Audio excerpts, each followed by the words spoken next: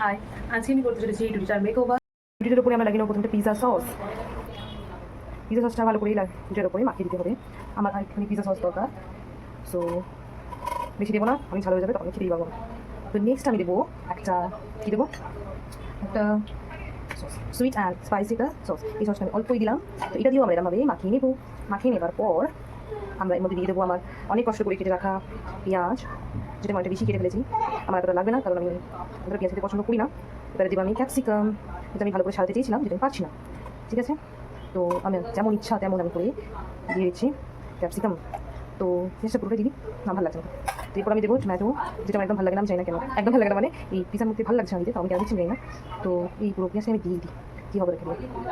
So okay, এবারে এইটাকে আমি দেবো এয়ার ফ্রায়ে। চলো দেওয়া যাক। রুটিটাকে আমি এয়ার ফ্রায়ে দিয়ে দিলাম। এবারে এটাকে আমি দেবো, কতটা দেবো, এটা আমি 180 ডিগ্রিতে দেবো। আমি জানি এটা হতে কতক্ষণ টাইম লাগবে, তো আমি 5 মিনিট দিচ্ছি। টাকা টাকা। এবার আমি রুটিটাকে এয়ার ফ্রাই থেকে বের করে নেবো। বের করে নিয়ে এর উপরে দেবো আমি চিজ। আমি এক হাতে ফোনটা ধরে এই চিজটা ব্রেড করতে পারছি না, তো আমি চিজটা দিয়ে তারপর দেখাচ্ছি। মনের মতো করে আমি চিজ ভরিয়ে দিয়েছি রুটিটার ওপরে। এবার আমি 1 মিনিটের জন্য এয়ার ফ্রায়ারে আরেকবার দেবো। এবার টেস্ট করে দেখতে হবে। গরম আছে, বাট দারুণ হয়েছে।